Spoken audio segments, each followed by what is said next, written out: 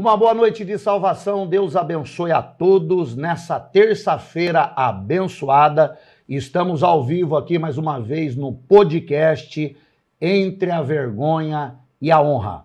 Hoje estaremos aqui entrevistando uma pessoa muito especial, o evangelista Neto, que veio lá da cidade de Manaus para a cidade de Mogi Guaçu para ser um canal de bênção. Hoje Deus vai impactar vidas. Hoje é o 5º episódio deste programa. Que Deus abençoe a todos. Eu já peço para você que está nos acompanhando, se inscreva no nosso canal, tá bom? Aí no YouTube, compartilhe esse programa com outras pessoas, porque você vai ver o tamanho do poder da oração de uma mãe que orou há anos e que Deus fez uma grande obra na vida do filho, porque a mãe teve fé, orou e buscou. Nesta noite eu quero apresentar aqui o meu amigo evangelista Neto. Deus abençoe o Everton Neto. Meu pastor. Um prazer te receber aqui. Quero que você aí se apresenta aí ao público nesta noite. E daqui a pouco eu vou começar a fazer algumas perguntas para você poder contar o testemunho, como Deus te tirou da criminalidade e a bênção de Deus que você é hoje. Bom, boa noite. Aqui, Eu sou o evangelista Everton Neto, estamos ali da cidade de Manaus, da capital, a terra do Tambaqui. E estamos aqui já, inclusive agora, né, fazemos aqui 4 anos de Mogi Guaçu. É fruto do trabalho de evangelização e do conhecimento que tivemos ali com o pastor Hugo Munhoz. Estamos aqui sendo uma bênção, né? Temos um testemunho, costumo dizer, um testemunho daquilo que só Deus poderia fazer. E para mim é uma honra estar aqui nesse podcast abençoado, que tem alcançado muitas vidas. A gente tem acompanhado as redes sociais, o impacto que está sendo, não só no Rio de Janeiro, não só em Mogi Guaçu, mas com muitas outras cidades que estão sendo alcançadas através desse trabalho lindo que começou nos presídios, né? Nos presídios. E hoje virou um podcast que está sendo como um palco de testemunho de milagres daquilo que só Deus poderia fazer. É verdade. Eu conheci o evangelista Neto através de um vídeo que eu fiz saindo do Presídio Federal de Porto Velho, de Campo Grande, no Mato Grosso do Sul, quando Deus me usou ali para alcançar uma pessoa lá da cidade de Manaus, Zé Roberto da Compensa, que hoje serve a Deus ali dentro do presídio, e através dessa divulgação fui parar em Manaus e conheci o evangelista Everton, ele foi ver eu pregar lá na igreja e também ali numa comunidade, e a gente viramos grandes amigos. E nesta noite ele está aqui para dar o testemunho, né, do que Deus fez na vida dele. Everton, como foi a sua infância? O que levou você a entrar no crime? Você me disse que entrou no crime pela idade de 15 anos, né? Sim, entre os 14 e os 15 anos já comecei a ter os primeiros experimentos, contato ali com a criminalidade. Vamos começar do princípio, né? Eu venho de uma família muito tradicional. Minha mãe é da linhagem adventista, a minha parte paterna já não tanto, já de outra religião. Mas cresci com muito amor, fui criado com muito carinho. Meu pai eu perdi com 9 meses, né? Não tinha nem um ano quando meu pai faleceu. Meu Deus! E aí fui criado por o meu avô, ali com o auxílio da minha mãe. E a minha infância eu não tenho do que falar, pastor. Minha infância foi uma infância abençoada, diferente de muitas outras pessoas que já nasceu já num caos. Eu não, eu tive uma infância abençoada, foi bênção. Tudo começou já quando foi na fase ali da pré-adolescência, né? Da pré-adolescência, escola, na amizades, influências e a vibe que a cada fase etária aí vai apresentando. Então foi assim, entre os 14 e os 15 anos a gente foi tendo os primeiros contatos, até porque eu cresci dentro de uma comunidade ali, a comunidade do Santa Luzia, ali no Japim, né, próximo no 40, do bairro do 40, ali em Manaus, perto da Jupiá. Então ali sempre foi uma comunidade, tinha todos os seus problemas, como toda outra comunidade, mas o tempo passa, né, pastor? E as coisas passam, as situações vão apresentando, o coração das pessoas vão mudando, e assim a gente foi crescendo, tendo aquele ciclo, né, a gente viu pessoas morrendo, pessoas ficando no lugar, pessoas morrendo. E a gente foi crescendo com aquela ilusão, né, do poder, de ter o respaldo, de certa sensação forma, de poder na mente do jovem. Do poder. Você via aquele negócio do pessoal é o fulano, é o ciclano e tal, e aí que a gente vai crescendo, o jovem quando tem aquele qualquer pouco de vazio que ele tiver na cabeça, o inimigo já entra ali com um espaço e a gente acaba se tornando tudo aquilo que não era o desejo de um pai nem de uma mãe, né? É verdade. Então foi com os 15 para 14 anos, na escola já, pastor, a gente já tinha... começou na escola? Na escola a gente... Hoje em dia é difícil, né? Hoje em dia a gente olha assim e fala, meu filho precisa, se estiver na escola vai estar guardado, se estiver na escola vai estar seguro, mas não foi a minha realidade e eu acredito que não é a realidade de muitos pais aí que a gente vê, eu acho que de muita gente que passou ou vai passar por aqui, vai poder contar um pouquinho, porque na escola a gente já pegou ali num bairro, a escola que eu comecei a ter os contatos foi na escola Tiradentes. Né, ficava ali no São Francisco e era numa localização. E aonde que era para a criança estar segura e começou ali dentro da escola. Não, na escola eu já conheci os caras que era já bastante barra pesada já. Meu Deus. E mais para frente só consolidou mais ainda aquele instinto que foi crescendo, né? Mas na escola a gente já tinha já vinha crescendo já aquele instinto do poder, de ser o cara, de estar de frente com alguma coisa, de ter, de uma certa forma, o poder da vida de alguém na nossa mão. Porque o crime, querendo ou não, alguém discordando ou não, o crime ele traz essa falsa ilusão que você tem poder sobre a vida das pessoas. E isso acaba, né, tanto atraindo quanto enganando também. Então, a gente foi crescendo no meio disso daí, mas a escola foi onde eu começou tudo. Ali. Primeiro você viciou nas drogas, Everton? Então, na escola foi justamente na escola. A gente começou fumava ali maconha e ia experimentando uma coisa ou outra. Aí toda vez que aparecia um negócio diferente, poxa, aqueles caras ali do primeiro ano, segundo ano, os caras, né? E a gente já era tipo de sétima, sexta série, então a gente via que o pessoal do primeiro e segundo ano já era um pessoal mais descolado, o pessoal que tinha mais as menininhas, né, o pessoal da classe. Então a gente foi crescendo com aquilo e falar, se aquilo ali tá fazendo com que eles viessem ter essa tal visibilidade, por que eu não posso fazer também? É verdade. Então, de uma certa forma, você vai sendo atraído, induzido e você acaba, né, conhecendo. Aí eu caí mesmo. Caiu mesmo. Usava maconha com força.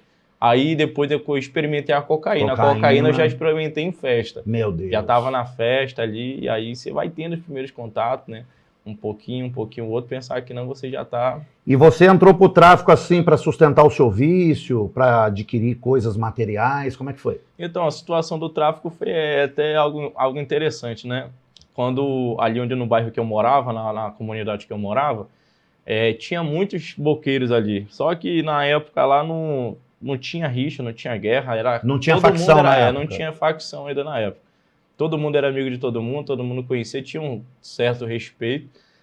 E a gente foi crescendo vendo que aquilo era da hora, era legal, né? O pessoal tinha seu dinheiro, ia pra festa, fechava, comprava de combo, as garrafas. Então aquilo ali a gente ia crescendo no meio e aquilo de uma certa forma me iludindo. Eu falei, eu quero também pra mim. Só que depois eu entendi que pra mim ter o que aqueles caras tinham, eu também ia ter que fazer o que aqueles caras faziam. Então, se começa... não é diferente de muita gente. Aí você começa guardando.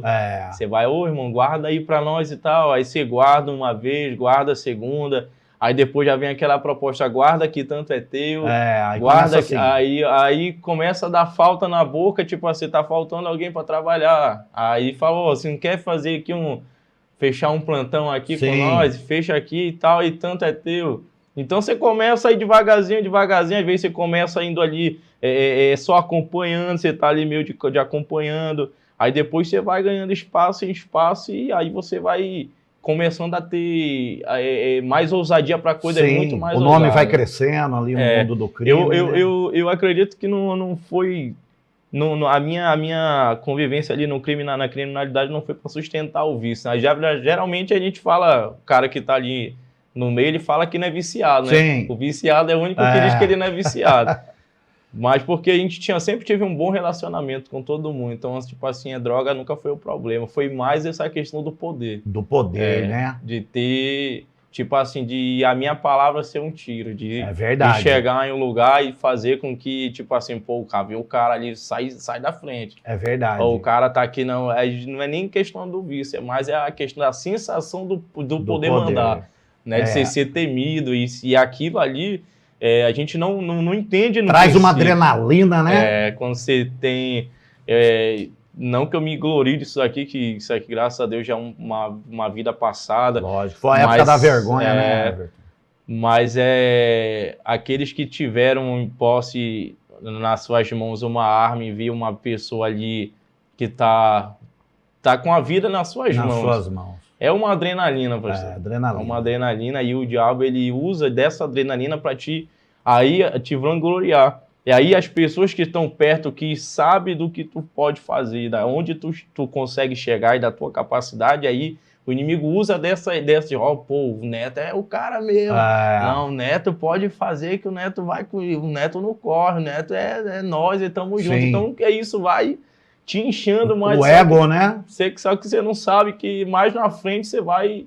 O inimigo ele vai apresentando essas bandejas, né? Só que o preço da cobrança disso daí é muito caro. É muito caro. E é muito caro. E aí já começa a entrar já numa via que dificilmente muitas pessoas têm a oportunidade de retornar, né? Neto, queria te fazer uma pergunta. Às vezes a sociedade ela tem uma visão assim que o criminoso ele só faz maldade, né? Que ele executa, mata as pessoas. Você já teve assim alguma situação de tirar a pessoa da morte, mesmo no mundo do crime? Você dá uma palavra para o crime não fazer mal a ela? Pastor, eu lembro de uma vez que a gente estava ali na comunidade Santa Luzia e, na verdade, não foi nem que eu dei uma palavra. Eu não sentia aquela adrenalina, não sentia aquela influência de, tipo assim, eu não sentia a confiança de ir lá tirar a vida da pessoa, né? Estávamos ali num determinado lugar com algumas pessoas, inclusive uma dessas pessoas hoje é falecida, e estavam devendo um dinheiro pra gente. Sim. E aí eu tava nessa vibe, crescendo e tudo, e ganhando respeito e moral, então eu tava naquela fase do que pedissem pra mim, eu tava ali pra fazer. Não ia bater boca, era só dar na minha mão que resolvia e falava onde é o que era que nós resolvia. E quando eu recebi essa proposta, o cara falou, te dou um colete, uma pistola, você desce lá e você arrebenta lá, porque fulano tá devendo, ele vai te dar o dinheiro, quando ele te der o dinheiro, você arrebenta. E eu, a princípio, aí eu falei assim, não, vamos lá, deixa comigo, só vê aí quem vai me levar e tudo, até porque era bem perto, tipo assim, tem a favela, as vielas, e tinha a favela, né, as vielas, e na parte de baixo das vielas, assim, já é um outro bairro, que já é o Petrópolis, então era bem ali, ninguém sabia quem era o cara, tipo, era da convivência de todo mundo conhecia o cara. E esse cara, ele já tinha uma certa fama. Então, na minha mente, o inimigo lançou logo aquela, se tu derrubar esse cara, pela fama que ele tem, tu vai ser maior do que ele. Meu Deus, olha aí. Só que na mesma hora que o inimigo jogou essa seta, pastor, eu não senti aquela confiança outras vezes que eu já tinha participado de outras situações. Sim. E acabou que eu falei para Deus, para mim mesmo, falei, não deixa dar errado esse negócio. Não deixa dar certo não, porque eu sabia que por mais que eu ganhasse uma certa fama, ia trazer um grande prejuízo pela fama do que aquela pessoa representava na época, né? E graças a Deus, hoje eu vejo essa pessoa, né, no Facebook, a gente até se segue. Olha no aí Facebook, pra você ver. E eu vejo com os filhos e tudo, e eu fico hoje com aquilo na minha cabeça. Se eu tivesse tirado a vida desse rapaz, né? Se eu tivesse permitido que o diabo me usasse, hoje ia ser um cara que ia carregar mais esse peso na consciência, né? Então... Que coisa tremenda, né? Foi algo que Deus não permitiu mesmo. E eu acredito que Deus até te deu muitos livramentos, até por essa atitude que você teve, né? Com essa pessoa, né? Sim, eu apesar de todas as consequências, as maldades que o inimigo usa a gente para fazer, assim, eu sempre olhava eu tentava procurar no meio da minha do meu relacionamento com a minha família, porque minha mãe não tem o que falar, pastor. Minha mãe, ela sempre foi uma mulher muito batalhadora, Dona Nalda. Dona Nalda. Um beijo pra Dona Nalda. Deus Dona abençoe. Nalda é fã do pastor. Glória a Deus. Minha mãe Quando eu te assim, trouxe, ela agradeceu muito. Nossa, minha mãe... E minha mãe sempre foi muito presente no que ela podia fazer. Minha mãe não tinha muita condição, mas ela sempre procurou dar o melhor para nós, né? O meu padrasto, que eu cresci ali tendo a criação dele por um tempo, eu costumo dizer que Deus me deu, não foi um padrasto, foi um pai. Né? Inclusive, mandar um abraço aqui pro G. O nome dele é Gesualdo, mas a gente chama ele como G, né? É um paizão para meus filhos, para mim. Então, eu tive uma criação boa. Então, dentro de casa, eu era o filho da Dona Nalda. Sim. Filho da Dona Nalda, o enteado do G. Dentro de casa, eu era o filho dela. Só que fora da casa, eu era o outro cara. Meu Deus. E a mãe, ela, por mais que a gente fala, não, eu tô enganando. As pessoas devem entender o que eu tô falando. Se eu tô enganando, ela não sabe. A mãe, ela não erra, irmão. Quando a mãe começa a falar... Ela sabe do que ela tá falando. Mas mãe se manifesta assim, falando, o teu filho tá fazendo isso, e ela vai cair pra cima, vai dizer, não tá fazendo. Eu conheço o meu filho, mas ela sabe que lá no fundo é. E a minha mãe, eu então procurava naquele carinho que eu tinha da minha mãe, não, de uma certa forma, não se transformar num monstro ainda maior. Né? Porque, querendo ou não, a gente acaba cometendo algumas coisas, porque o crime é assim, irmão. Você... jovem que vai assistir, né, que está nos acompanhando aqui, você vai perceber lá na frente que o crime, ele te proporciona muita coisa. É verdade. Mas no dia que ele começar a cobrar, você vai ver que... tem um versículo na Bíblia que fala bem assim, aquele que ouve, no livro de Provérbios, aquele que ouve o clamor do seu irmão e não ajuda, quando ele clamar também não será ajudado. É verdade. Não será ouvido. Então, de uma certa forma, eu procurava tentar ser benevolente, né? Tentar dar aquela quebrada de gelo, às vezes quando era para derrubar alguém, dava uma meio que para trás ali, não, vamos outro dia, outra hora e tudo, e até que passava, mas foi muitas dessas situações assim. Everton, no mundo do crime você teve assim algum espelho, algum bandido de nome que você se espelhava, né? Rapaz, tem. Conta aí. Eu vou falar assim, se a gente for falar do âmbito nacional, se a gente for falar nacional, a gente, nacionalmente dizendo, a gente, o olho da gente está no Rio de Janeiro no Rio de Janeiro e São Paulo. Porque, se querendo ou não, são os maiores nomes que estão ali, né? Pelo menos os mais falados. Sim, os mais falados. Né? Então a gente olhava ali as músicas do Comando Vermelho, Beira-Mar, as músicas do PCC, e aquilo ali vai entrando, daí você vai se influenciando. Aí depois você tenta fazer você tenta se encaixar você tenta fazer um mix de Beira-Mar, Marcola e Pablo Escobar. Então você se torna um fruto daquele shake que você faz ali. Exatamente. Você se torna aquele cara ali. Então, eu ouvia muito aquelas músicas de não sei o quê, né? Vamos a música, ela influencia, né? A música tem um poder. Tem um poder inacreditável, pastor. Então, o louvor, ele tem o poder ali do Espírito Santo, e as músicas de funk que exalta o mundo do crime, ela tem um poder diabólico, né? Você pode ver a gente pode fazer uma comparação, que a Bíblia diz que Deus é um Deus que habita em meio aos louvores. Se Deus é Deus que habita em meio aos louvores, você acha que o diabo não vai habitar no meio Com certeza. A música que hoje leva... Quando eu ia cometer assalto, eu colocava bastante música assim que influenciava. Que dava mais motivação. Lembra daquela agora eu sou ladrão, artigo 57. Essa é música aí. Colocava aquela música e ficava ali. Aquilo lá ia entrando na cabeça e a adrenalina ia empolgando e inspirava a gente a fazer aquilo, né? E engraçado que você nunca pensa que vai dar errado. Isso aí é uma coisa que eu acho que está na cabeça de todo mundo, que hoje está aí, né? Então, por isso que os jovens têm que tomar cuidado com o que ouve. Cuidado com o que ouve, porque na sua cabeça você acha que a missão é dada e nunca vai dar errado, mas nem sempre é dessa forma, né? Dessa forma, né, Então, Everton? eu tive várias influências. Agora, dentro da comunidade ali que eu morei, a gente teve alguns nomes ali que eu tive a oportunidade ali, pelo crime de andar junto, né, que inclusive era um jovem que ele era muito querido ali na comunidade. Eu acho que não vai ter nem problema se eu falar o nome dele, que era o Ebert, que era conhecido como Gugu. Esse cara foi o cara que me dava medo, pastor. Dava medo. E era interessante porque antes dele se tornar o cara que ele foi, ele era um cara de um coração muito bom. Não muito que ele deixou de ser, mas ele era um cara, tipo assim, acessível. Você conversava, a gente ia para a igreja junto, ele passou algumas situações aí, Deus pegou ele. Ele se converteu depois, então? Então, ele não conseguiu firmar, e aí retornou ao crime. E o crime é aquela coisa, né, pastor? O crime não perdoa. Tem coisas que só Deus vai poder responder.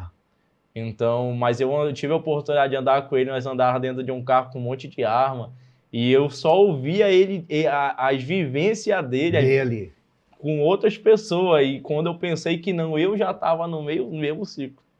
Meu Deus. Eu, um outro parceiro, e ele na frente, aí a gente andava assim como se fosse uma espécie de segurança dele. E a gente andava ali, tipo assim, a gente andava com ele, era como se estivesse andando com o cara, entendeu? Não tinha medo de nada. Então, pô, tô com o Ebert, tô com o Gugu aqui, então... E eu cresci vendo aquelas atitudes dele, de uma certa forma, até na hora que você vai para a missão, até a atitude do cara você começa a replicar para você também. Então, eu tive esse cara aí que era um espelho ali, né? De uma certa forma, foi um espelho ali não só para mim, mas para outras pessoas que hoje ainda tá ali no meio do... É por isso que esse podcast ele foi fundado por mim, porque a gente quer que os jovens, da mesma maneira que eles espelham aí no pessoal que está no mundo do crime, hoje vem espelhar em nós. Porque eu passei pela criminalidade, 20 anos no mundo do crime. Você ficou quantos anos? Eu fiquei um pouco mais de 4 anos. De 4 anos. Olha aí para você ver. E Deus fez a obra na vida do evangelista Everton. A tua mãe ia na boca de fumo te procurar, brigava contigo, porque a minha mãe enfrentou traficante em Mogi Guaçu. Nossa, minha mãe tinha um amigo meu que As mães são fera quando amam o filho. Nossa, tinha uma mãe e a minha mãe era... Nossa, minha mãe, ela não desistiu de mim por nada, em nenhum momento. Pastor. Chegou a te ver armado ali na boqueira? A minha mãe teve uma... Isso aqui é exclusivo que eu vou dizer aqui. Conta aí, irmão. Pelo amor de Deus. Não, entrega tudo. Não interprete mal isso aqui. É porque a gente tem que ter até um cuidado do que a gente fala, né, pastor? Porque nem todo mundo tem. Existe aquele tabu, né? De, bandido bom é bandido morto. Como que Deus vai usar um cara que fez isso, isso e isso? Mas tem uma situação que aconteceu, eu nunca contei isso em altar. Eu acho que eu nunca contei isso em altar. Poucas pessoas da minha família sabem, mas você vai contar aqui no podcast. Aqui no podcast, porque eu sei que isso vai alcançar o coração de alguns jovens. Meu Deus. E de você, mãe, que acha que é um caso perdido, a você, pai, você, irmão. Teve uma vez, a gente estava ali na época, estava crescendo muito a venda de loló, né, de loló, e enquanto a gente estava ali na venda, minha mãe, ela trabalhava num restaurante, num Parque 10, que é um bairro ali de classe média ali no Amazonas, em Manaus. E aí, quando ela passava do horário que não tinha ônibus, ela vinha de rota. E essa rota, ela vinha, tipo assim, a nossa favela, ela é uma entrada e uma saída. Uma saída. Então, quando vem de lá, nós lá no final já tínhamos palmeado tudo, nós já tínhamos a visão de tudo já. E aí, minha mãe vinha e eu já tava loucão de loló já. Loucão de loló. E aí, minha mãe puxou, ela quis ali me bater, me levar para casa, me puxar, porque ela viu a condição e situação que eu tava. Ela tinha acabado de chegar do trabalho, tava muito cansado. E eu já tava naquela pegadona ali. E aí, na hora que a minha mãe começou a dar a primeira cintada, a segunda, a gente, jovem, o inimigo, ele vai te usar num estralar assim que uma besteira acontece, que você vê, meu Deus, que já foi, filho, você já fez. E comigo foi assim, eu tava armado, e aí na segunda vez que a minha mãe puxou a cinta pra me bater, tipo, ficou aquela coisa do inimigo na minha mente, tá te envergonhando na frente da rapaziada, tá fazendo você passar vergonha. E aí eu puxei o revólver, né, tava municiado, só que eu apertei e não saiu nenhuma munição da bala. Meu Deus. Minha mãe é a única, eu nem gosto de falar nisso, porque hoje eu e minha mãe somos... Lógico. são outra coisa, você é louco. Eu não sei o que é Mas o inimigo estava no meio, né? E a Bíblia fala que ele vem para roubar, matar e destruir. A imagem que eu tenho da minha mãe nessa cena, é ela com a mão assim, segurando o cinto assim. E aí, na hora que passou aquilo ali, a única reação que eu tive foi de sair correndo. E isso aí até conversei uma vez com ela que eu nem gosto de contar para ninguém, porque é uma coisa que eu sinto muita vergonha disso daí. Eu acho que foi... Depois eu fiquei com aquilo, se eu tive coragem de fazer isso com a minha mãe, para me fazer com qualquer outra pessoa. Qualquer outra pessoa. Mas graças a Deus, Deus deu livramento. Não saiu munição, não saiu... A arma não disparou. Mas se tivesse disparado, hoje, quem sabe, eu nem estaria aqui para contar essa história, esse testemunho. Mas tudo envolvido ali das influências, tudo... Às vezes, ó, você acha que não, é só por um momento, não, é só para me tirar um barato, mas você está entrando em um buraco, você pode entrar em um buraco que você dificilmente vai ter oportunidade de contar a tua história, ou até mesmo de ter essa transformação. Então, se eu pudesse te aconselhar, o Everton, pudesse te dar o conselho, acredito que o pastor Hugo Munhoz já tem dado esse conselho a você no decorrer dos podcasts, cuidado com as suas influências. Tem uma frase que eu costumo dizer, toda vez que eu vou pregar, eu costumo dizer essa frase: o lugar que você anda, a mesa que você senta, as tuas amizades, ela revela o que você procura. Se você procura coisa boa, você vai se relacionar com pessoas boas. Se você quer uma vida transformada, você vai andar com pessoas que têm a vida transformada. Agora, se você quer ter uma vida transformada, ser alguém bem-sucedido e só andar com gente que vai te levar para o buraco, você está mostrando outra coisa. Na verdade, as tuas amizades, ela revela o que você procura. Quem anda com o criminoso vai procurar o quê? Caixão e cemitério. Caixão e cemitério. Não tem outra coisa. Cadeia. Exatamente. E hoje em dia, cadeia, eu escuto quem pisou lá dentro falar que hoje em dia a cadeia não é como antes. Então... porque agora a cadeia ela tá mudando, né? E também esses jovens aí que tá com uma pura ilusão, quer ser Comando Vermelho, quer ser PCC, outro tipo de facção, terceiro comando. Hoje a lei ela tá diferente, né? Sim. E a pessoa já cria um pouco de nome, ela é levada a um presídio federal. E depois que é levada a um presídio federal, ali é onde o filho chora e a mãe não vê. E agora saiu essa lei antifacção, né? Sim. Que a pessoa vai estar tirando bastante cadeia. Então, a gente está aqui para alertar vocês, abrir os olhos de vocês, para não entrar para essa vida do crime. Então, que vocês venham inspirar no testemunho do Everton, no meu testemunho, porque isso daí é um caminho sem volta, né, Everton? É o caminho sem volta. Eu tive muitos amigos que entrou nisso aí na intenção de tirar um dinheiro para, né, se manter, mas não teve a oportunidade. Eu tenho um amigo que a morte dele, eu sinto até hoje a falta dele. Foi o Felipe, praticamente, a gente cresceu ali dentro. Perdeu muito amigo no crime, né? Nossa, muito amigo, pastor, muito amigo. E de todos eles, o que eu mais senti foi ali a perca do Felipe. E a do Herbert. A do Herbert foi... Que a gente cresceu, a gente passou muitos momentos ali na igreja, né? Sim. Também a gente teve...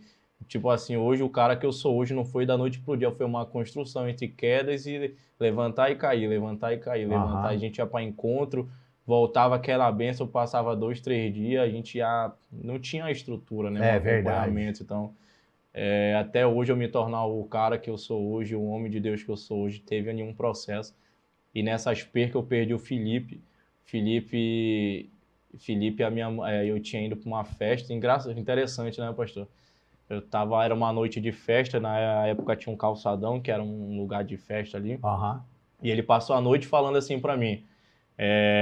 Tava eu, uma amiga minha, Cleomara, e um finado Eric, e ele passou a noite de bicicleta passando na minha frente, assim, eu não morava na minha mãe, e aí ele fala assim: ô Preto, vamos ficar aqui comigo aqui na boca, aqui hoje, eu vou ficar hoje aqui, sou eu, vamos ficar a noite aqui, e o filho dele tinha acabado de nascer. Meu Deus. E aí eu falei: não, mano, eu tava naquela vibe, eu tenho que estar com a rapaziada, eu tenho que estar ali, então se eu não tiver ali, eu já perdi, né? Então eu falei: não, eu vou pro calçadão, quando eu voltar de lá, eu encosto lá e tudo. Só que eu não sabia, mas era a última vez que eu tava vendo sempre chamo ele de irmão, o meu irmão Felipe. E aí chegaram uns rapazes lá. Mataram ele. Subiram pela viela. e acabaram tirando ali a vida dele. Né? Meu Deus. Quando eu cheguei para me encostar lá onde ele ficava, eu já vi só aquele cenário de sangue no chão. É muito triste, né? Nossa, pastor. Também perdi um amigo baleado assim no chão, o Eliseu, morreu na minha frente, muito triste. Nossa, até hoje eu sinto a falta, porque eu sei o coração que aquele cara tinha, ele só queria cuidar dos filhos dele. Dos filhos dele, hoje né? O filho dele tá bem grande, a cara dele, mas assim, jovem, de novo, cuidado.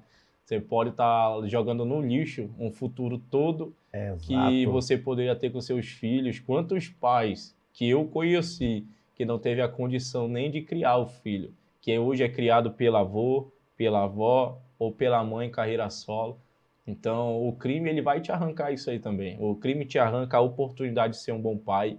O crime te arranca a oportunidade de ser um bom filho. O crime te arranca... Hoje você pode achar que não, mas lá na frente o crime vai te arrancar a oportunidade de ser um homem bem sucedido. Respeitado na sociedade. Então, cuidado, jovem. O conselho que eu posso dar. Everton, eu acredito, né? Você falou que no início sua mãe usou a força, né? Física, Sim. Mas depois ela começou a orar e buscar por você. Nessa chegada sua de madrugada na tua casa, você pegava tua mãe orando, ela ia pra igreja, como é que era? Isso aqui é forte, hein? Nossa, minha mãe, como eu disse, minha mãe, a família dela toda vem ali de uma linhagem adventista, Sim. né? Minha mãe sempre foi aquela mulher que sempre acreditou na oração. Na oração. Sempre acreditou na oração. Independente de qualquer coisa ou momento, minha mãe sempre acreditava na oração. E muitas das vezes eu até dar um abraço aqui para a Dona Rosa, Sim. que era a ajudadora da minha mãe da oração, Dona Rosa. Inclusive, eu estive lá na comunidade no final do ano, em dezembro, fiz um vídeo com ela lá. Dessa última vez que você foi? Que eu fui lá, fiz um vídeo com ela na frente da antiga casa da minha mãe, e a Dona Rosa e a Dona Nazinha, que foi a avó de um jovem lá que, de tanto andar comigo, para você ver, Jó, de tanto andar comigo, ele desandou na vida ali, virou também, né, que é o Lucas. Mandar um abraço, o Lucas e o Marcelo, que são uma benção. Então, minha mãe, pastor, ela tinha essa crença na oração. Na oração. E a Dona Rosa, ela sempre tinha ali uns horários de oração, né? E ela sempre acompanhava a minha mãe, né? E falava, não acredita, vizinha. Sempre chamou minha vizinha, Deus vai fazer. Minha vizinha, Deus vai...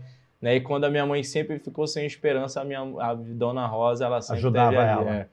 E a minha mãe começou a levantar um horário de oração, assim, quantas madrugadas, pastor? Eu cheguei em casa... Sua mãe orava. E a minha mãe ali, a gente escutava a minha mãe chorando, e a gente sabia que ela estava, né? E eu, como dava muito trabalho, eu sabia que era aí o motivo da oração. Chorando dela. nos pés de Jesus. Salva meu filho. Quantas noites... tem coisas que eu nunca nem contei para ela, né? Porque eu prefiro que ela ache que eu sou o filho dela, o neto. O neto lá da casa. Porque a mãe, ela nunca tá preparada. Mãe nenhuma tá preparada, né, pastor? Nenhuma. Mãe nenhuma tá preparada para saber que seu filho fez tal coisa, que seu filho, né, destruiu uma família. Então, minha mãe, ela tinha um costume de fazer essas orações e ela orava assim, ela falava, meu filho não presta, mas é meu. Ela falava. Falava. Meu filho não vale nada, mas é o meu filho, é minha herança. Meu filho um dia vai ser um homem de Deus. Meu Deus, minha mãe, forte, no meio da guerra, ela falava, para você, mãe, que tá sem esperança, continua. Minha mãe também um dia ficou assim, mas ela profetizava, dizendo, meu filho não presta, mas o meu filho é uma bênção. Eu lembro uma vez que as pessoas, a família toda virou as costas, porque não tem familiar que vai abraçar, né, pastor? Não tem. Você tá no pinote ali, você precisa de uma casa pra você se esconder. Sim. Não, aqui não dá. Não, aqui não. Não tem como. Pelo amor de Deus. Você vira agora. Então, minha mãe se viu muitos momentos nessa situação, que era só ela e Deus. E o meu padrasto sempre do lado. E...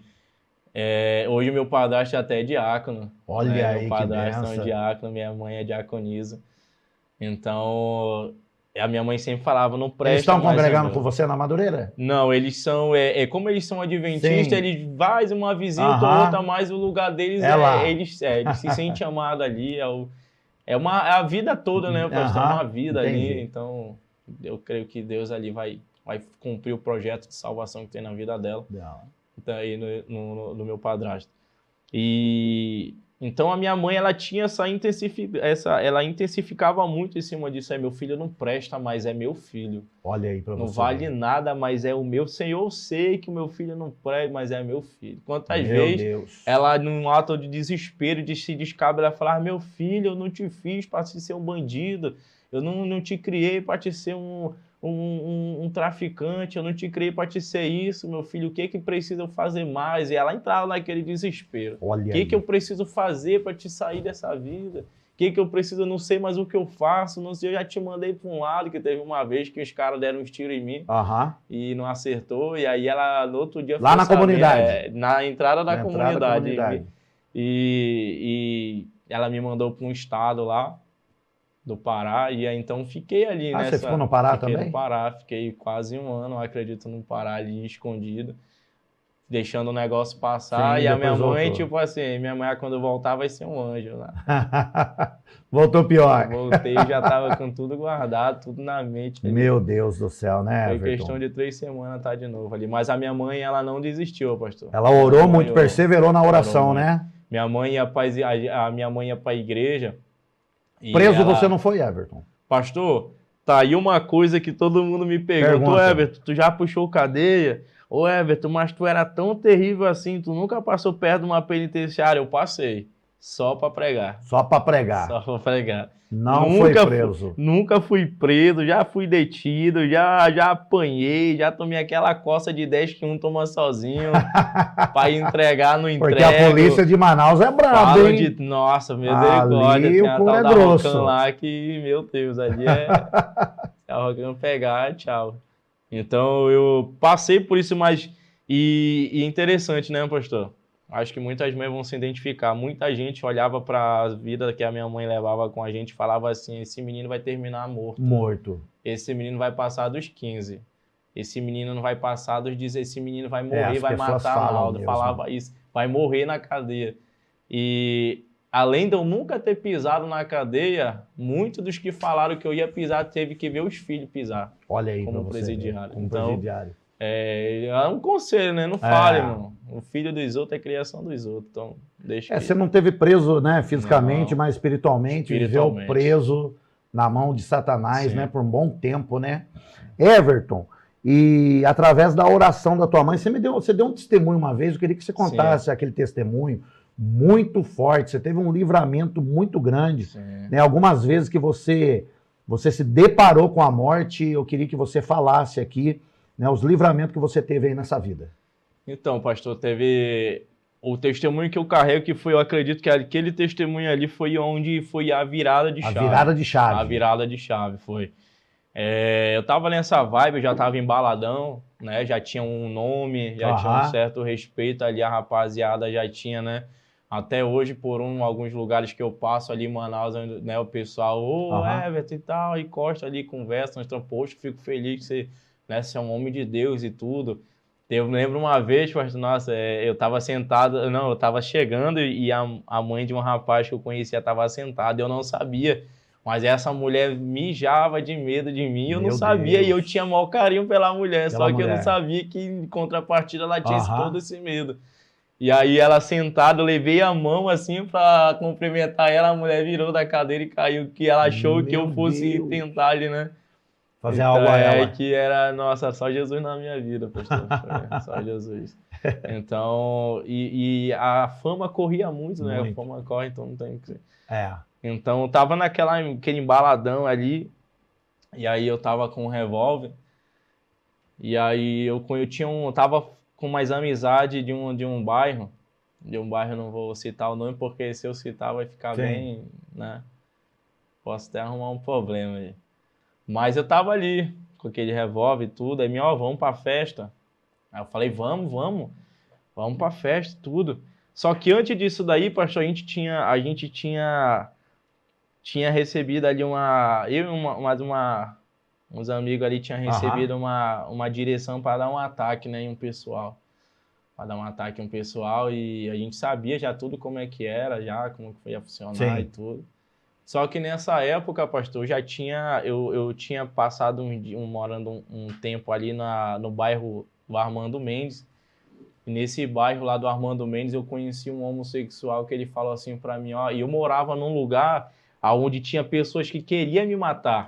Eu tinha dado uns tiros num familiar de um deles que morava ali. E ele era cercado de outras pessoas ali. Meu Deus. Então, tipo assim, eu fui me esconder onde eu não podia me esconder. Podia, sempre perto da morte. Tentei usar aquela psicologia reversa. Aqui eles não vão me encontrar. Vão me procurar lá, aqui não. Então eu ficava ali, aí eu tinha medo até de colocar a cabeça para fora da casa. E aí descobriram que eu tava lá na casa e esse homossexual falou para mim. Eu ia muito na casa dele, que tomar bebida, e eu vi o pessoal manifestar lá, e aquilo foi me atraindo, né? Foi me atraindo.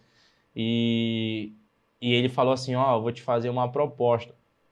Eu conheço 2 demônios que se tu fizer um pacto com eles, meu Deus, eles vão te guardar. Aquilo ali pra mim, pastor, soou como um mel nos meus ouvidos. Meu, o que você queria? Que eu queria estar guardado, né? Eu não me importava com quem fosse me guardar, eu queria estar guardado, né? Até então ali, até nisso aí, não tinha nenhum contato assim com o cristianismo, ainda não tinha me descido de cabeça mesmo, sabe? E daí... Tava cego espiritualmente. Tava cego, E ainda tinha muito ódio, muita sede de vingança, muita coisa.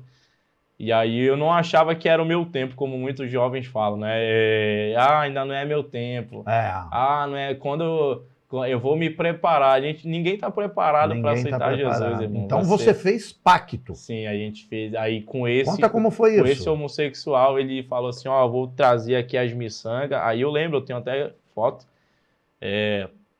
Miçanga a branca e a verde, e que eu usava em um cordão, e eu usava um outro todo branco, né, um outro guia. E ele falou bem assim para mim, ó, faz um pacto, faz um voto com a pombagira chamada Jurema e um demônio chamado Birajara. Pastor, é um negócio aí, não sei, não consigo explicar para o senhor.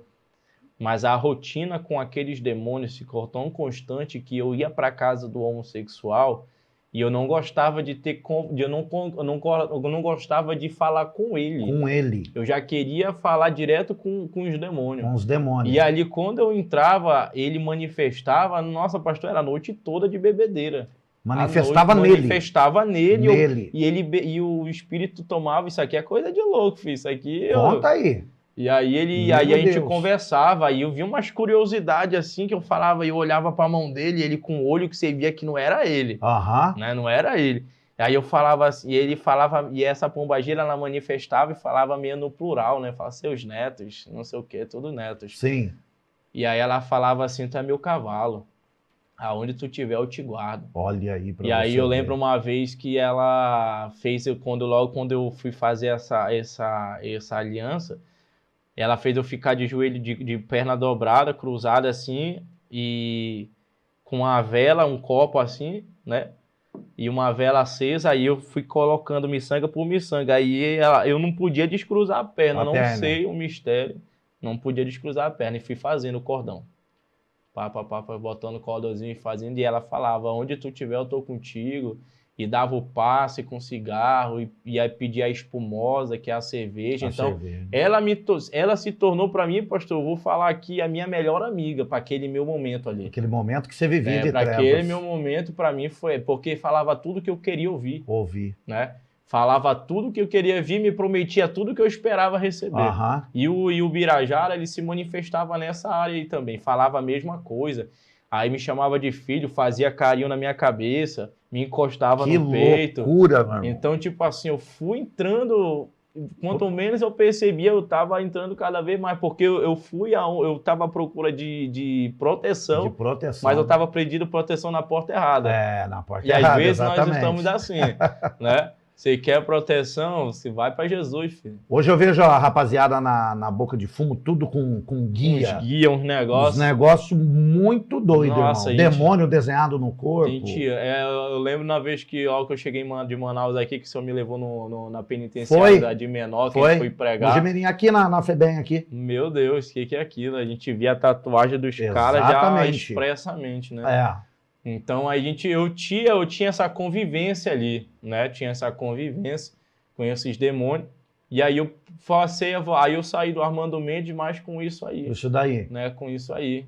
E aí toda quarta-feira a gente tinha que renovar, né, esse pacto. Sim.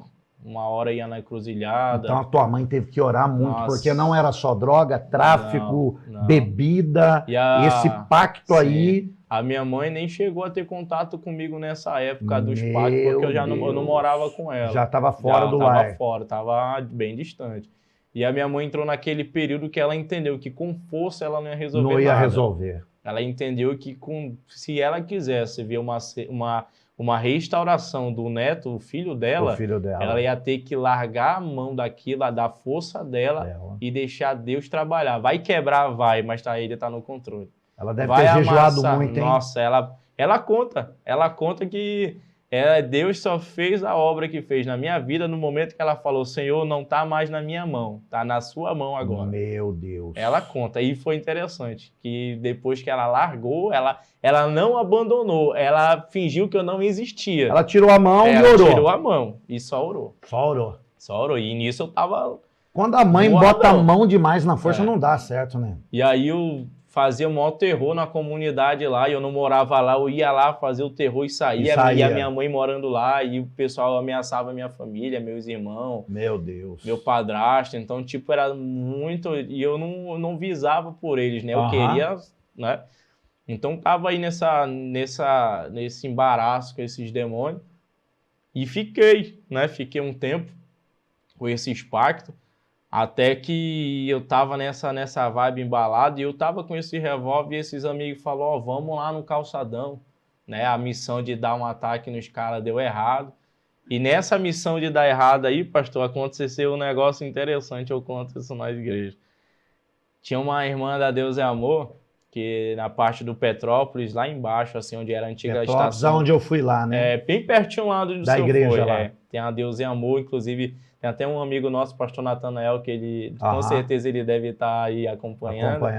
Ele foi um cara que me auxiliou bastante também. Pastor Natanael, um abraço, pastora Ruth. E aí, eles tinham muito evangelismo na comunidade. E num desses evangelismos, eu estava lá no meio da rapaziada. E aí, essa senhora, ela viu assim, subindo a escada. E ela me virou de frente, deu uma tapa assim, em cima do meu peito. Deu um tapa no teu peito. E apontou o dedo. Cheio de Deus. Cheia de Deus, irmão. Não tinha tamanho de gente, mas tinha muita unção. Quando a pessoa tem unção, Não, quando a pessoa tem unção é diferente. Ela apontou o dedo para mim e disse assim, assim te diz o Senhor, tu se acha valente de colete e de pistola, mas um dia eu vou te pegar. Meu Deus. Aí ela disse assim, quando eu te pegar, eu vou te fazer o missionário da última hora. Meu Deus. Aeronaves no Brasil te levarão de um lado para o outro. Embarcações no Amazonas te levarão de um lado para o outro e tu será um missionário da última hora. Eu não acreditei naquilo ali, pastor, que eu tava... não acreditei, né? Minha vida era outra coisa. Eu tava em outra parada, eu tava ali com a rapaziada que nós ia dar um ataque, então nem dei crédito, mas eu guardei, porque a palavra ficou na minha cabeça assim, um dia eu vou te pegar, um dia eu vou te pegar, um dia eu vou te pegar. A missão deu errado e pensa numa semana com aquela tribulação da voz daquela mulher na minha cabeça, eu vou te pegar. E o que aconteceu? Aí eu recebi esse convite desse pessoal, vamos lá no calçadão e tal. Eu falei, vamos. E aí a gente foi pro calçadão, aí chegou lá, na época a bebida era Martini, tinha um tal de um pé de serra lá, e nós tava lá. E aí esses caras falaram, Everton, ô Neto, Netinho, chamava de Netinho, ô Netinho, vamos meter um assalto ali no posto da Petrobras, e eles sabiam que eu tava armado. Vocês foram no assalto daí. E aí nós ia pra meter um assalto, e aí tinha o taxista, tinha ele, o cara que arquitetou tudo. Tinha 2 rapazes que estavam com ele, eu entrei sozinho, eu era o único armado ali. E aí entrou mais 2 desse lado. Pastor, na hora que a porta, por isso que eu falo, cuidado com os amigos que você acha que é amigo. Que amigo, Vou dizer algo bem sério aqui, não sei se isso vai dar até um corte depois. Cuidado com as tuas amizades. Cuidado com as pessoas que batem aqui, ó, e falam, estamos juntos, é nós. O tiro que vai pegar na tua nuca vai vir pela mão daqueles que falam, estamos juntos, é nós. Meu Deus. Foi esses amigos aí, que estamos juntos, amigo do Martini Cugelo, da Roda, das mulheres. Do uísque. Sabe? E nós estávamos ali.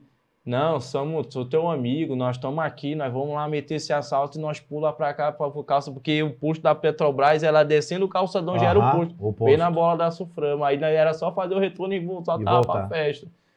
Então, eu falei, não, vamos, e nós entramos e tal. Quando a porta do carro bateu, pastor. Meu Deus. A mesma voz que eu escutava no terreiro lá manifestar, dizendo assim, meu cavalo, onde tu estiver, eu tô contigo, falava assim pra mim, agora eu te mato. Falou a mesma voz. A mesma voz. Cuidado, Jorge, cuidado. Isso aí que você tá, isso aí é tudo ilusão, filho. Esse pacto que você tem aí, ó, é ilusão. Esses amigos que você tem, que você acha que é amigo, que você tá precisando, vai te dar uma arma. Se ele fosse amigo de verdade, ele não te dava uma arma, ele te dava um conselho, larga o crime e vai para Jesus. Né? Então, cuidado. A porta bateu e esse demônio falou assim, agora eu te mato. E começaram a me bater no carro. Aí a minha mãe já estava com o hábito de 1h, 1h30 da manhã, ela estava orando ali, porque ela sabia que eu estava na rua. E ela orava assim, meu Deus, meu filho não presta, mas é meu, não vale nada, mas é meu. E ela intensificava essa oração. E eu lembrei na hora da oração da minha mãe, porque eu olhei o velocímetro do carro e a minha mãe, ela tem até um altarzinho na casa que ela tinha em Manaus, que ela vendeu. Ela tinha um altarzinho na casa dela e tinha nossas fotos dos nossos irmãos. E ali era um lugar dela guerrear ali. E ali ela orava. E eu, nesse horário que eu olhei o velocímetro do carro, marcava 1h30 da manhã. Na hora eu lembrei do quê? A oração da Dona Nalda.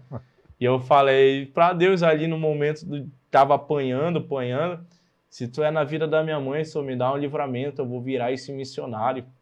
Só que Deus, ele sempre vai testar até o último do nosso coração, porque Deus sabe, irmão, Deus sabe que a gente no momento de um aperto, a gente é levado a fazer promessa que a gente sabe que não vai cumprir. Exato. Então fiz a primeira promessa e Deus não falou nada, eu continuei apanhando dentro do carro. E o cara que tava na frente falou bem assim, até o nome do Herbert, né? Falou bem assim, ó, nós estamos a fim de matar o fulano lá, então já que nós não matamos ele, nós vamos te matar a primeira que nós quer tomar ali. E aí começaram a me bater, me soquear. Me levaram para a rua da Moto Honda. Antigamente, há 13 anos atrás, 13 anos atrás, essa rua era conhecida como a Rua da Desova, porque amanhecia todo dia, amanhecia um ali jogado, furado. O crime matava ali. Esquartejava e jogava ali. Meu Deus. Hoje já é ali na estrada da Suzuki, que é na estrada da fábrica de moto também, mas do outro lado assim, da via. Mas antigamente era bem remoto o lugar, não tinha pouca iluminação, a rua esburacada. Hoje já é bem mais pavimentado, mas né, as fábricas cresceram, teve um grande desenvolvimento ali. Me levaram para lá e, nossa, me soquearam. Na época a roupa era Adidas, hoje é Lacoste, né? Tantas outras, na época era Adidas, eu tava todo de Adidas, um conjunto. Inclusive eu encontrei até a foto do dia que eu saí com essa roupa, que poderia ter sido o meu último dia. E aí começaram a me bater, me soquear e pegaram a arma de mim, não deu tempo de reagir. E aí me colocaram de joelho assim, falava assim, ó, diz a tua última palavra, não conseguia falar nada. Não conseguia falar. Porque estava travado, mas a minha mente, executar ali. A minha mente estava, Deus, se tu é na vida da minha mãe, me dá um livramento. Meu Deus. Me dá um livramento, Deus. Eu vou virar esse missionário aí. A segunda vez que eu fiz a promessa. E o céu em silêncio. Só que quando ele começou a apertar, que eu vi que não ia sair bala, apertou a primeira, não saiu, apertou a segunda, a terceira, a quarta, não saiu. O que eu fiz? Eu vou correr. Meti o pé e me bati. Levantou e saiu. Consegui correr todo. Aí eu já estava furado aqui nas costas com os de chave. E aí saí correndo. Saí correndo pro meio do Matagal. Ali atrás da fábrica Bic. E aí no Matagal eu falei para Deus a terceira vez, Senhor, me dá um livramento. Inclusive a minha tia Clécia, que é a irmã do meu padrasto, ela que eu fui para casa dela. Ela vai lembrar disso aqui. E pedi para Deus me dar o livramento que ia virar esse missionário. Ia ficar na casa do Senhor e ia fazer essa missão.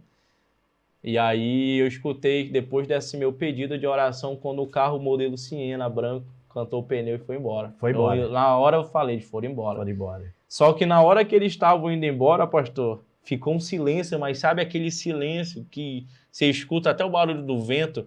E nesse silêncio eu escutei uma moto que vinha subindo. E essa moto que vinha subindo, ela vinha um cara cantando na... Olha isso aqui, louvando. Mano. Olha isso aqui. O cara que vinha subindo, ele vinha cantando bem assim, ó. Se as águas do mar da vida vierem te afogar, segura na mão de Deus e vai. Meu Deus. Quando eu escutei, pastor, ninguém sabia. Eu sabia quem é que estava chegando. O Deus da Dona Nalda. Da minha mãe. Muito forte isso, e aí, nossa, aí eu corri pro meio da rua, todo ensanguentado. Você foi de encontro com a moto? Fui de encontro com a moto, só que assim, eu tava naquela cisma de achar que eles tinham fingido que tinham ido embora, mas estavam esperando eu, né? Então eu ia e voltava assim, eu ia e voltava, e fiquei naquela e falava, me leva pra casa, me leva pra casa. Aí o cara foi se aproximando, pastor, isso aqui é pra você que crê no poder da oração, irmão. Só tô falando pra crente aqui. Quando a moto foi encostando, deu para ver, pastor, que era um homem de Deus. Meu Deus. Camisa social até o punho, camisa social até o calcanhar. Aquele homem desligou a moto e eu todo ensanguentado ali, chorando, quase perdi a vida. Aquele homem, ele desligou a moto, atravessou a moto, facto. E ele me deu um abraço e me distanciou. E eu chorando ali, pastor, nos braços, me leva para casa. E eu desesperado, porque os caras estavam bem perto ali na festa, ali, ó. Que essa rua é bem atrás do calçadão. Do calçadão.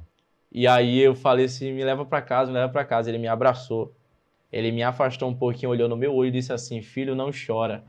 O Deus da tua mãe me visitou no monte. Mandou eu vim aqui só para te levar para casa. Visitou ele no monte e falou dessa maneira. Só para me levar para casa. Mandou ele lá só para me levar para casa. Então eu quero ser profeta para a vida de alguém. Deus. A tua oração não vai terminar sem resposta. O Deus que você serve, mãe. O Deus que você serve, pai. O Deus que restaurou a vida do pastor. Meu Deus. O Deus que restaurou a minha vida e de tantos outros que passou por esse podcast.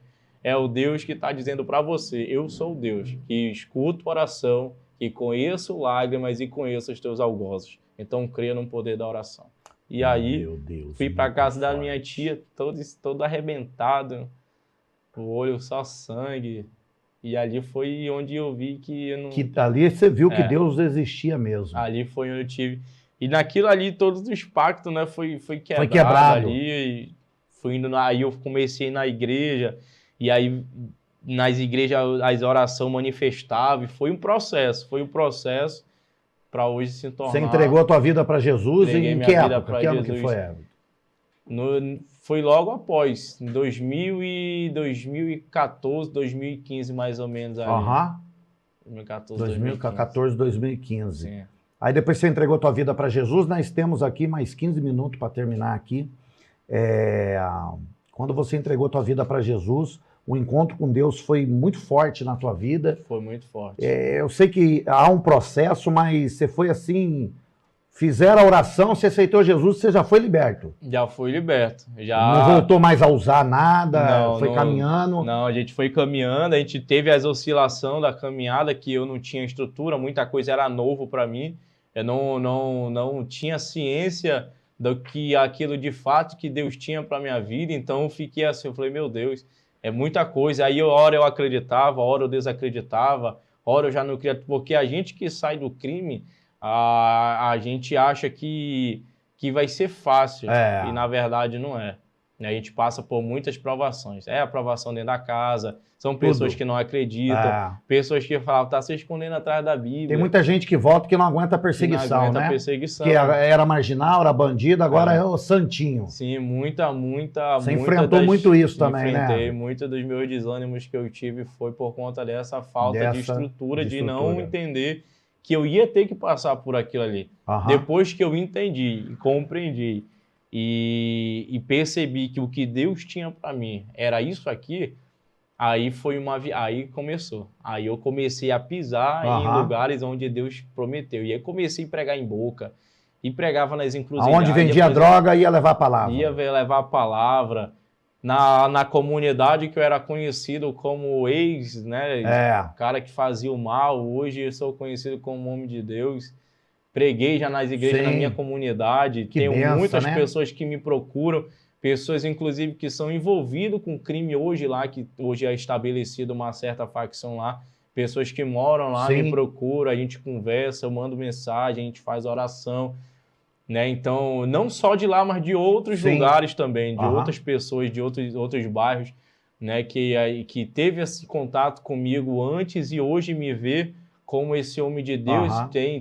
A mãe, isso aqui é maravilhoso, não tem dinheiro do mundo que pague quando você vê uma mãe dizer assim, nossa, um dia o meu filho vai ser um homem de Deus igual a você. Glória a Deus. Acho que não tem. O Everton tá até chorando ali, emocionado. Everton, o que Jesus representa para você? O que você poderia falar pelos jovens aí que estão nos acompanhando? O que ele representa para você e o que esse Jesus pode representar na vida desses jovens?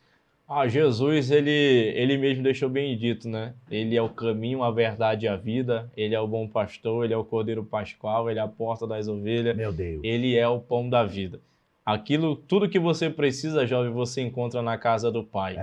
O Pai, ele tem a alegria que o crime não pode te dar, o Pai tem. A felicidade que o crime não te dá, o Pai te dá. Aquilo que você procura até hoje não encontrou no mundo, num copo de bebida, num pino ou num cigarro de baseado, que isso não te trouxe a felicidade. Deus, ele tem. Jesus, ele tem para te entregar. O preço já foi pago. Só basta você retornar à casa do Pai e confessar ele como seu único e suficiente Salvador. Jesus, para mim, ele é tudo, né? Tudo. Jesus é tudo. Não tem como trocar esse Jesus, né? Trocar. E o fruto disso, né, pastor? Meu filho, hoje 6 anos, meu filho prega, roda, pula, profetiza. Minha filha é uma benção. A minha segunda filha também é uma levita da casa do Senhor. Minha esposa é diaconisa. Então, eu abri mão daquilo que o crime me proporcionou para viver uma nova história. Hoje, o pastor Hugo, através do pastor Hugo, me fez essa ponte para chegar aqui em São Paulo, né? Está em São Paulo. E aqui a gente é muito conhecido na cidade. Nosso testemunho impacta muita gente, muitas vidas. E tudo é o poder da oração, pastor. Tudo é o poder da oração. É o poder da oração. Everton, Deus abençoe. Pastor. Feliz de ter trazido você aqui nesse podcast. Você aí que acompanha a gente, Deus abençoe a tua vida, a tua família. Você que é mãe, continue orando pelo teu filho. O teu filho que está lá no presídio, não ore para Deus soltar ele. Ora para Deus libertar ele, para ele poder sair de lá liberto, transformado. Pegue a dona Nalda, né, como de exemplo, referência.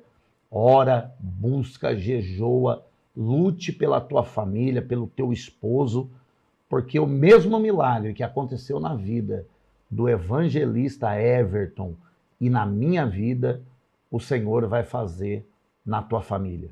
Olha, segue a gente aí, se inscreve aí no nosso canal, podcast Entre a Vergonha e a Honra, ajuda a compartilhar aí. Deus abençoe o povo de Manaus, inclusive eu fiquei muito conhecido lá, né? O povo de Manaus, nossa, conhece o pastor Hugo mais do que os próprios moradores aqui de Mogi Guaçu. Quando souberam que eu estava com o pastor Hugo aqui, eles falaram, nossa, mãe, nós quer estar acompanhando tudo aí, manda verdade. Tudo para nós, a gente está ciente de tudo. É verdade. Deus abençoe o povo de Manaus, a família do Everton, a Nara, as crianças, a dona Nalda. Né, através de um trabalho missionário, eu cheguei lá em Manaus, conheci muita gente, Deus abençoe vocês, ajuda aí a divulgar o nosso podcast e que Deus abençoe a cada um em nome de Jesus. Despede do povo aí, Everton. Você que ainda não nos acompanha nas redes sociais, segue a gente lá, sempre posto foto, palavra, testemunho, foto de como daquilo que eu era e do que hoje eu sou. Acho que vai estar aqui no rodapé depois, o evangelista Everton Neto, né, oficial. E é isso. Fique com Deus. Um abraço a todos os irmãos. Continue crendo pai, continue crendo mãe. Seu filho vai ser uma bênção. A sua oração vai ter grandes resultados. E eu profetizo que um dia você terá nas suas mãos aquilo que um dia foi um fruto de oração. Fica com Deus. Deus abençoe aí todos os nossos patrocinadores aí que tenham abençoado esse programa. Deus abençoe vocês, que Deus não deixe faltar nada na vida de vocês. Se eu mudei, você pode mudar também. Deus te abençoe.